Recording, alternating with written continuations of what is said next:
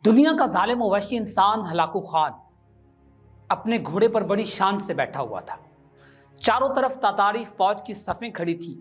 سب سے آگے Hulagu Khan کا گھوڑا کھڑا تھا۔ ہلاکو خان کے سامنے قیدی مسلمانوں کی 3 صفیں موجود تھیں، جن کو آج ہلاکو خان نے اپنے حکم پر قتل ہوتے ہوئے دیکھنا تھا۔ ایک عجیب سا منظر تھا۔ پھر وہ ظالم بولا کہ ان کے سر قلم کر دو، اور جلاد نے لوگوں کے سر کاٹنے شروع کر دیے۔ پہلی صف میں ایک کی گردن کاٹی گئی، پھر دوسرے کی، پھر تیسرے کی، پھر چوتھے کی۔ اس طرح پوری پہلی صف جو ہے وہ ختم ہو گئی۔ ایک بڑا قیدی جو وہاں موجود تھا، اپنے گھر کا آخری سرمایہ تھا، وہ موت کے ڈر کی وجہ سے دوسری صف میں چلا گیا۔ پہلی صف کا مکمل صفایا ہو گیا۔ ہلاکو خان کی نظروں نے اس بوڑھے کو دیکھ لیا کہ وہ موت کے خوف سے اپنی صف چھوڑ کر دوسری صف میں چلا گیا۔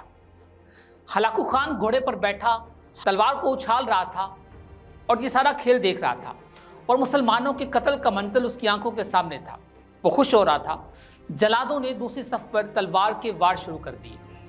گردنیں آن کی آن میں کٹنے لگی۔ جلاد تلوار چلا رہے تھے اور خون کے فوارے اچھل رہے تھے۔ زمین خون ریز ہو چکی تھی۔ اس بوڑھے بابا نے جب دیکھا کہ دوسری صف کے لوگوں کی گردنیں بھی کٹ چکی، اس کی باری بہت جلد آنے والی ہے، تو وہ بھاگ کر تیسری صف میں چلا گیا۔ ہلاکو خان کی نظریں اس بوڑھے پر جمی ہوئی تھی کہ اب تو تیسری صف بھی آخری ہے، اس کے بعد یہ کہاں جائے گا، چھپنے کی کہاں کوشش کرے گا، اس بے وقوف بوڑھے کو کون سمجھائے گا، اس کو میری تلوار سے کون بچا سکتا ہے، میں نے لاکھوں انسان مار دیے تو یہ کب تک بچے گا۔ تیسری صف پہ جلادوں کی تلوار بجلی بن کر گر رہی تھی۔ ہلاکو خان کی نظریں مسلسل اس بوڑھے پر تھیں کہ وہ کیسے بے چین ہو کر موت سے بے قرار ہے۔ تیسری صف کے انسانوں کی گردنیں گر رہی تھیں۔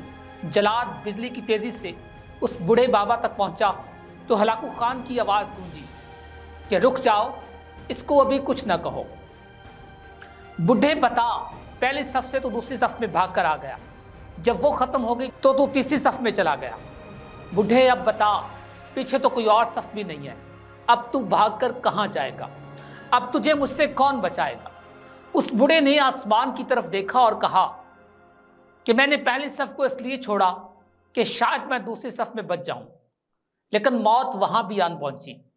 پھر میں نے دوسری صف کو چھوڑ دیا کہ شاید تیسری صف میں بچ پاؤں۔ ہلاکو خان نے تلوار کو ہاتھ میں اچھالتے ہوئے کہا، بوڑھے کیسی خام خیالی ہے تیری، یہ کیسی بہکی بہکی باتیں کر رہے ہو، بھلا تمہیں میری تلوار سے کون بچا سکتا ہے۔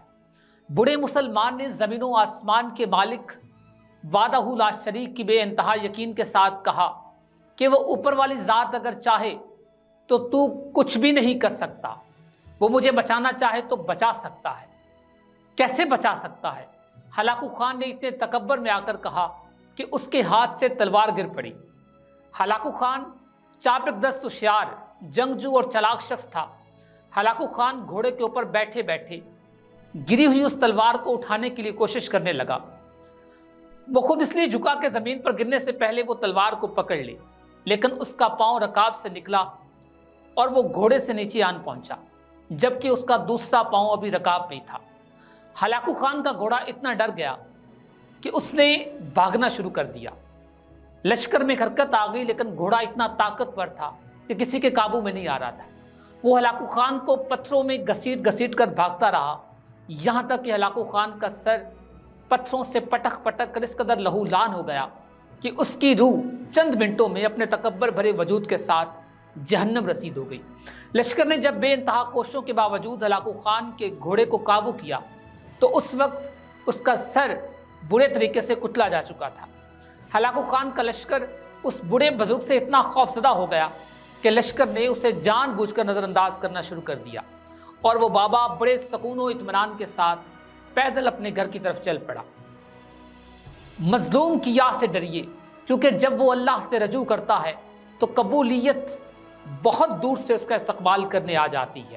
حالات خود بخود اس طرح سے ڈھل جاتے ہیں کہ آپ سوچ بھی نہیں سکتے۔